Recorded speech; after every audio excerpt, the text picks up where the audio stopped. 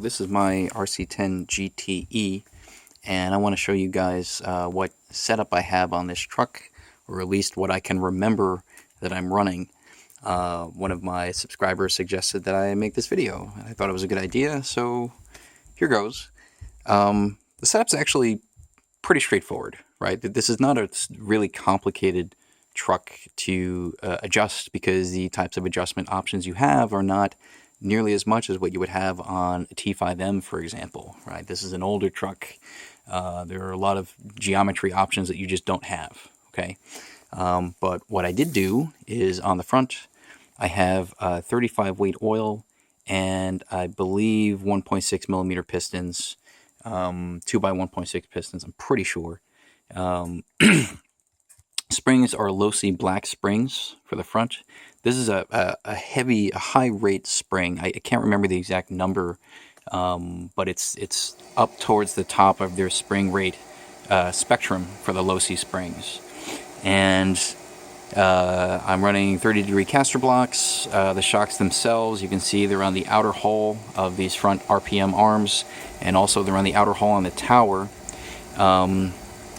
The spindle carriers are actually trailing axle spindle carriers. RPM made these spindle carriers a long time ago. I happened to have a set with another RC10 that I got, and I tried them out on this, and it seemed to help. What a trailing axle does is it smooths out the steering response. I actually made a video talking about this. You can go and watch that video in my setup series. So this exact RPM part, I could not find replacements. I guess it's a pretty rare part, but Team Associated does make an equivalent version of this. They have some trailing axle steering block or whatever for the old RC10s, and it will bolt right onto this. So you can get that. I'm pretty sure, just search for them on eBay or something. Let's see, anything else at the front? The amount of droop I have, I'm pretty sure I'm not running any down travel limiters in the shocks. It's actually been a while since I rebuilt the shock, so I don't recall how many limiters I have in the front or the rear for that matter. I know I have some limiters in the rear. I'm pretty sure I don't have any in the front. So at full droop, I'll just kind of hold the camera like this, and you can see where the arm is at full droop. It's slightly below level, okay? Now in the rear, I have Team Associated white springs. That's a 2.1 pound per inch spring rate. I'm running 30 weight oil presently with, I believe, again, 2x1.6 millimeter pistons. The shocks are on the outer hull on the shock tower, and on the arm, again, these are RPM arms, there's the RC10 GT came with this extra sort of piece that you can attach to the arms. And what it does is you would have 3 holes here on your suspension arm conventionally. This mounts onto 2 of those holes, and it adds 2 holes up here for the shock to mount to, and I'm on this sort of middle hole or inner hole, if you want to call it that. This basically pushes the arm further down for the same shock length, so it increases droop. All right. Now, if you run this without any down travel limiters, you're going to have a whole lot of droop in the rear. And for a mid-motor truck where a lot of the weight, especially for this particular design, is really pushed towards the front, that's too much droop. So I do have some down travel limiters. It might be, honestly, I can't remember, so I'm not going to say how many. But again, here I'll just show you an image like this, and you can kind of figure out, you can eyeball it or take a screenshot and kind of measure it out yourself, what the angle is, and figure out how many down travel limiters you need to get this much droop on this truck. But this is how much droop I have in the rear. So what did I want to say about, right, so when you have too much droop in the rear, when there's already not a whole lot of weight in the rear, there ends up being a lot of weight transfer towards the front of the chassis, and the rear gets light and the truck will spin out. And that's partly why I put down travel limiters in here to limit the droop, and also why I have pretty stiff springs up front to try to limit how much nosedive I have on braking. You could comparably run the shocks with no down travel limiters and take this little attachment piece off and put the shock end on probably either the middle hole or the outer hole. If you just project out where this line goes, it's probably the middle hole. and that'll give you about the same amount of droop, okay? I don't have any lead weights anywhere to change the weight distribution, so it's sort of natural as far as the weight distribution goes. 1 degree camber all around. That's my standard setup on all my cars. Let's see, what else should I mention? For the drivetrain, I'm running a 10.5 turn brushless. This is a version 1 Tekin Redline. It's a pretty old motor, but it's still plenty fine.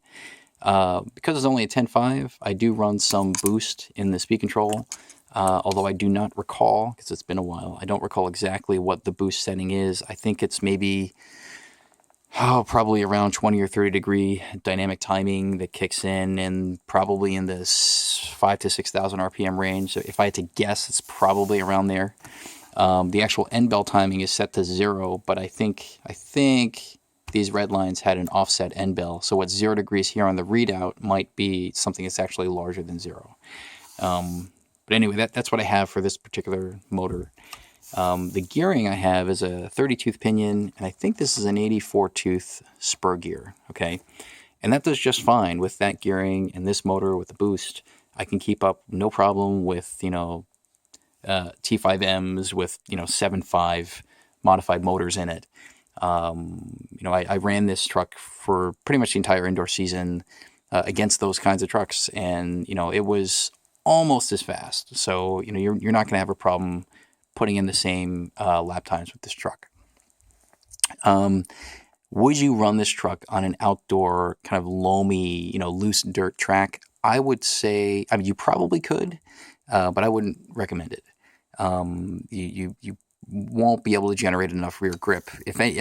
Maybe if you, put a whole bunch of weight back here, because this is where the battery pack used to mount for the receiver when this was a nitro truck. So you could put a bunch of weight back here and probably make it work, because, these trucks were back in the day run on that kind of a surface.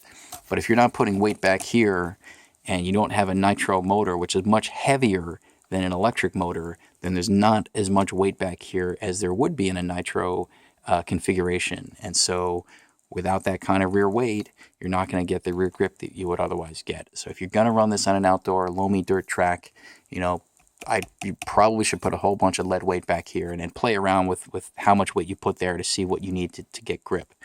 Before I forget, in terms of ride height, depending on the track, I run anywhere from 27 to 29 millimeters of ride height, front and rear. If it's a slightly lower grip track, I'll increase the ride height a bit to get more chassis roll. Higher grip, I drop the ride height. Speaking of chassis roll, I almost forgot to mention here, for the roll center and camber link setting, the bulkhead on the RC10 GTe for the rear has these 4 mounting hole options for the inner camber link ball stud. So what I do is I mount it on the inside hole and at the top. Okay, so this upper hole will drop the roll center and help the rear roll a little more during cornering. Because again, the way it's set up, I don't have any extra weight on here. The rear is light because the motor is really far forward. So in order to generate cornering grip, I need a bit more roll, drop the roll center. If you use the lower hole, the roll center will be too high and the truck tends to slide way too much, at least with the setup that I have. I use the inside hole for low camber gain so that on corner exit, as the car squats under acceleration, I don't have as much camber rise, I don't have as much loss of traction going forward. Okay, this car has plenty of corner steering, so you don't need to use the outer hole to get a high camber gain. Typically, like on my old T4.1, sometimes I use the outer hole to increase camber gain at the rear, and that really helped the truck rotate very sharply in corners. But that also made it unstable on corner exit because you lose forward traction when you have high camber gain. So especially, with a mid-motor truck where there's already plenty of weight forward, you get plenty of rotation in corners, you don't need that setting. So use the inside hole here for the camber gain setting, and I'd recommend using the upper hole for your roll center.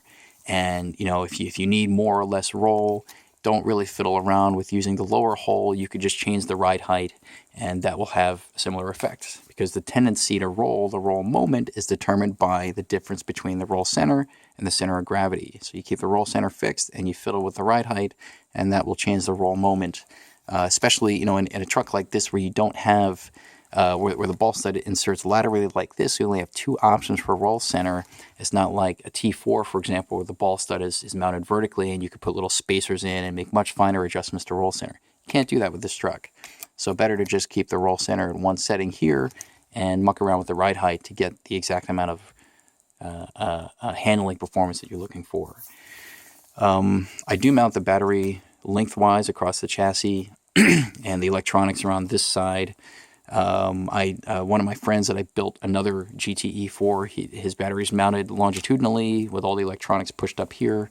I'm sure it makes a difference in weight distribution, but is it tangible? Will you notice it on the track? I don't know.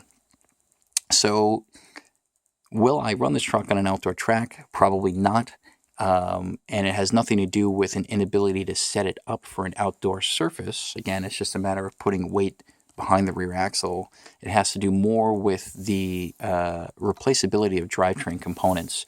I mean, all the gearbox stuff is easy to replace. The idler gear, the spur, this whole input shaft and everything, that's all B4 parts. The diff is a B4 diff, so that's easy to replace. But the CVDs, they don't make anymore, because the CVDs that you would use for the RC10 GT are the same as you would use for the RC10T, the original truck. And MIP just recently, within the last few months, they stopped producing that part. So if you need new CVDs, you're out of luck. You got to go on eBay and you got to find them, and they're very, very hard to find. What you can do is build it from parts. So the actual wheel axle is a B4 wheel axle. That's easy to find. The joint part, the little cylinder part and the pin, that's just part of a CVD rebuild kit. That's easy to find. So the real hard part to find is just the dog bone, okay?